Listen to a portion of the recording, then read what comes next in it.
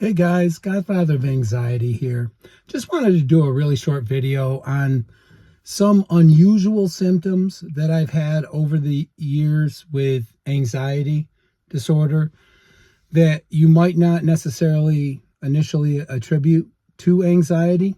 And, I've done full videos on this, and, you guys can look at my catalog to see, just how many different strange and crazy symptoms I've had. One that I don't think I've touched on enough is some of the strange nervous system feelings that you get, excuse me, with anxiety. So maybe you guys have gotten a chill, or watching a scary movie or something, and you feel your hair stand up, sometimes on the back of your neck. Well, imagine if that feeling actually went from the base of your neck all the way up to the top of your scalp and persisted for days or weeks on end to varying degrees. This is my hair standing up has been one of the things, and it actually worked out good. Eventually, because once I knew I was dealing with anxiety, and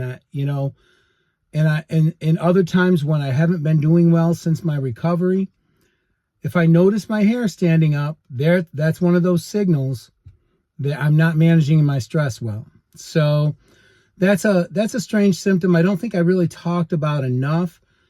Obviously the numbness and tingling as well in the hands and feet, arms and legs. Again, this has to be nervous system related. It has to involve the sensory nerves. And, it's hard to believe that anxiety can cause this. And, when you get to be a little older, I'm working on my 5th decade here on Earth. It can become very disconcerting when you have numbness and tingling in your hands and feet. You can start thinking, your mind can start, going places with it that's, not really very fun. Obviously, strokes and different things like that. Also other neurological conditions that can be very serious. So, although something like that can sound, like, oh, it's just a small inconvenience, it's really not a small inconvenience, right? If something is altering, if something is triggering your mind to think something, scary or potentially even fatal, that's going to trigger your anxiety. That's going to spike it, and you're going to start having other symptoms. So, why I just want to do this quick video is just because there are little symptoms like that. Another one that I don't think that I've spent a very long time on is that feeling like someone is tapping you on your shoulder, or there's someone just out of your vision that you can't see, and you keep feeling like that. Again, this is a symptom of anxiety. And, if you feel that way, obviously there's times when, that's obviously very disconcerting when you feel like someone's watching you, or when you feel like there's danger around the corner. But again, you guys have to remember why this is happening. This is fight or flight gone wrong. So your body's stuck in fight or flight. It's trying to keep you alive. That's all that's happening here. It's trying to keep you alive. And when it's on all the time, it's only supposed to be on for maybe a few minutes maximum. But if you're stuck on, then you're going to have all these symptoms, or you're going to have some of these symptoms that seem very strange because your nervous system's getting overtaxed. It's trying to keep you hypersensitive and hyper aware so that so that you can remain living, because there's obviously imminent danger. That's what your brain is thinking. So that's why this happens. But it still doesn't diminish the fact that these things are extremely uncomfortable and scary. And, you won't always find these when you look for symptoms of anxiety.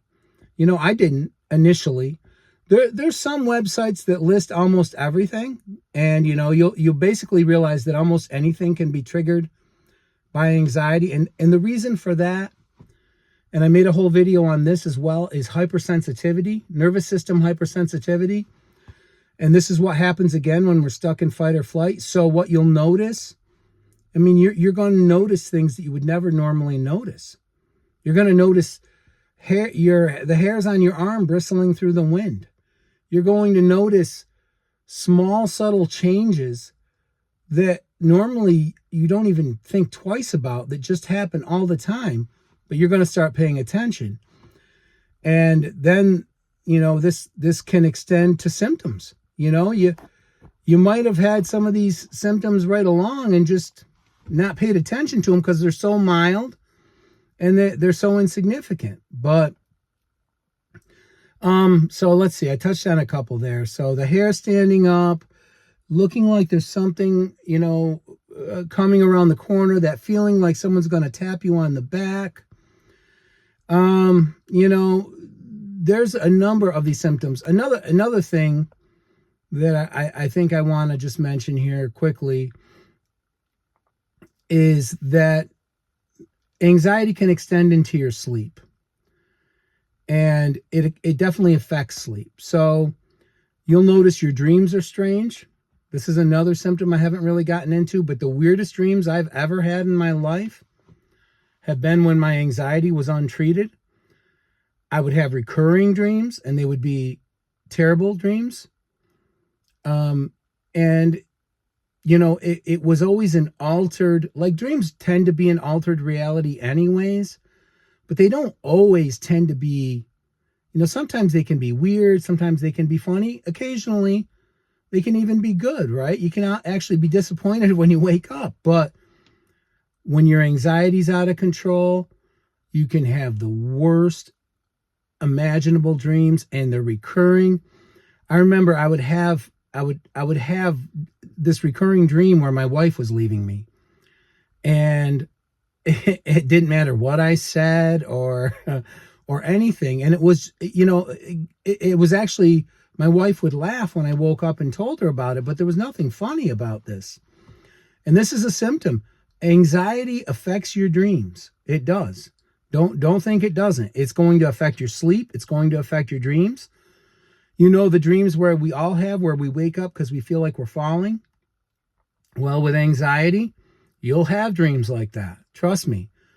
And you'll have them with greater frequency. In fact, I had a surgery. It wasn't a serious surgery, but I had a surgery when my anxiety was not under control.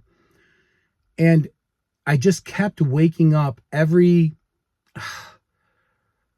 minute or two, startled, for the next 3 or 4 days. Now, you can say maybe that had something to do with anesthesia, but that has been a running symptom. And it got so bad another time, that exact same symptom, that I had my wife actually watch me sleep to see what was happening, because I kept waking up startled, and I wondered, was I choking? What was going on? But that's anxiety. Your fight or flight's on. Remember, here you're falling asleep, right? Because you have to, because we need to sleep to live. But your body's still stuck in fight or flight. So what's it trying to do? It's trying to keep you alive even though you're sleeping. So there you go. That's why you're going to have strange dreams. You're going to startle easy. You're going to wake up in a panic. And maybe the worst thing that ever happened to me, I don't even like to talk about it, but was that nocturnal, that nighttime while I was sleeping panic attack. I pray you guys have never had to endure this, but when you wake up and you're already having a panic attack, it is the most frightening thing in the world, because you can't orient yourself. When you're sleeping and you have a panic attack, or when you're sleeping and you're not having a panic attack, it still might take you a few seconds to orient where you are, what time it is, just when we wake up, right? Depending on how well we slept and what time it is. But when you wake up and you're actually having a full-blown panic attack, and it was awful. I thought I had already died. I was pacing back and forth. My wife and I lived in an apartment at the time. I was essentially running back and forth for about 45 minutes. I didn't wake my wife up because I didn't want, I don't know, I didn't want to drag her into that. But basically bargaining with God for something like this to never happen again. And it was horrible. And that's the only one I've ever had. And I pray that's the only one I ever have, because all of the tips and tools that you teach yourself to deal with panic and anxiety, when you're awoken out of a dead sleep and you're dumping adrenaline, and you have that feeling of impending death or impending doom or death, it's a losing battle. Because what do you do? What I did is I got up off the bed as quick as I could and just trying to prove to myself that I was still alive. It was awful. So those were just a few of the really bad symptoms I've had over the years. And, they're not very, I very infrequently see anyone talk about having a panic attack while they're sleeping, or some of the other symptoms I mentioned here where, your hair is standing up all the time. I have read some stuff on numbness and tingling, but again, these symptoms can seem, just like inconveniences until you start experiencing them. And then they're a far cry from just an inconvenience. So just wanted to touch base. And I was just thinking of some of the, some of the things that have gone on over the years that, looking back seem almost like they couldn't even have really happened because, who would think that you'd have a panic attack while you're sleeping? When I was 30 years old, I didn't know what a panic attack was. I had no idea there was such a thing. So anyways, guys, thanks so much for the engagement with the channel. Like, share, subscribe. If you know anybody who's going through any of these anxiety conditions, have them take a look at the videos. There's some good content. I have, I intend to do more interviews here coming up as the weather warms up and circumstances become more conducive to such things. But guys, thanks so much for everything. And until my next video, take care.